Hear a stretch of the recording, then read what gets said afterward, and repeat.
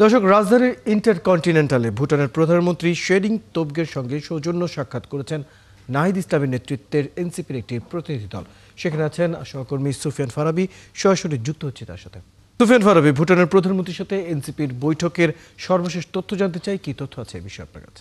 ফয়সাল, আসলে এইখানে এনসিপির যেই নাহিদ ইসলামের নেতৃত্বে তাসনিম জারা তারা সহ আসলে বেশ কয়েকজন সদস্য এসেছেন, 5 সদস্যের একটি তাদের প্রতিনিধি দল এসেছে এবং তারা সৌজন্য সাক্ষাৎ করেছেন।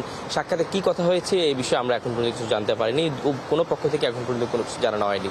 তবে আমরা এতটুকু জানতে পেরেছি যে নাহিদ ইসলামের নেতৃত্বে এখানে এসেছেন এবং তারা সকাল 9:30টার দিকে প্রবেশ করার কথা ছিল, সে অনুযায়ী তারা প্রবেশ করেছেন এবং তারা কিছুক্ষণের মধ্যে হয়তো বেরিয়ে যাবেন।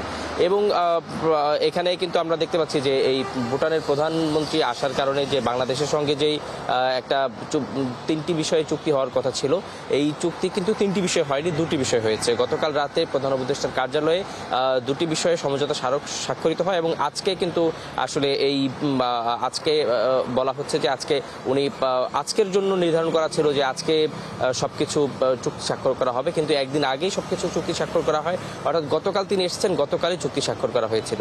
আর আজকে আসলে সেভাবে কোনো ধরনের আমরা বলতে পারি যে আজকে কোনো ধরনের সেভাবে তার সরকারি তেমন কোনো কর্মসূচি এখন পর্যন্ত আমরা জানতে পারিনি। তবে এনসিপির নেতৃবৃন্দ এসে দেখা করেছেন, হয়তো আরও কিছু রাজনৈতিক দলের নেতৃবৃন্দ এসে দেখা করবেন এবং বাংলাদেশের সঙ্গে ভুটানের রাজনৈতিক সম্পর্ক, রাজনৈতিক দলগুলোর সাথে সম্পর্ক এবং আগামী বাংলাদেশের নির্বাচিত সরকারের সঙ্গে তারা কীভাবে কাজ করবেন সেসব বিষয়ে কথা হবে। তবে আজকে এতটুকু আমরা নিশ্চিত হয়ে জানতে পেরেছি যে বেশ কয়েকজন ব্যবসায়ী প্রতিনিধি এবং বেশ কয়েকটি গ্রুপ অফ কোম্পানির কর্ণধারদের সঙ্গে তাদের দেখা হবে, ভুটানের প্রধানমন্ত্রী সৌজন্য সাক্ষাৎ করবেন এবং রুদ্ধদ্বার বৈঠকের কথা রয়েছে।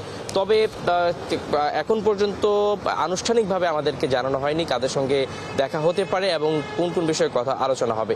তবে যেহেতু ভুটান বাংলাদেশের সঙ্গে আসলে জলবিদ্যুৎ কেন্দ্র নিয়ে কাজ করে, জলবিদ্যুৎ নিয়ে কাজ করে, সুতরাং সেই বিষয় এবং বাংলাদেশের সঙ্গে জলবিদ্যুতের একটা বিশাল ভুটান থেকে বাংলাদেশ সরকার জলবিদ্যুৎ আনতে চায়, আমদানি করতে চায় এবং ভুটানও সেটি দিতে চায়। তবে ভারতের মাটি ব্যবহার করে যেহেতু এটি আসতে হবে, এই জন্য ভারত বিষয়টি দ্বিপাক্ষিক নয়, বিষয়টি ত্রিপাক্ষিক হওয়ার কারণে এখানে বেশ কিছু জটিলতা রয়েছে। সেই বিষয়গুলো নিয়ে আলোচনা হতে পারে আমাদের ব্যবসায়ীদের সঙ্গে এবং বাংলাদেশের ব্যবসায়ী প্রতিনিধির সঙ্গে সে বিষয়ে তারা ভুটানের প্রধানমন্ত্রী তার ব্যক্তিগত মতামত তুলে ধরতে পারেন। সেই সঙ্গে আজকে কিন্তু সারাদিন তিনি থাকবেন। আগামীকাল সকালে যেভাবে আমাদেরকে বলা হয়েছে, পররাষ্ট্র উপদেষ্টা তিনি বিমানবন্দরে তাকে বিদায় জানাবেন এবং তাকে সেখানেই তার সফরটি, দ্বিপাক্ষিক সফর রয়েছে, সেটি আসলে সমাপ্ত হবে।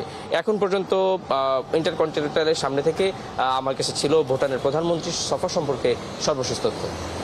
সুফিয়ান ফারাবি, ধন্যবাদ খবরগুলো দেওয়ার জন্য।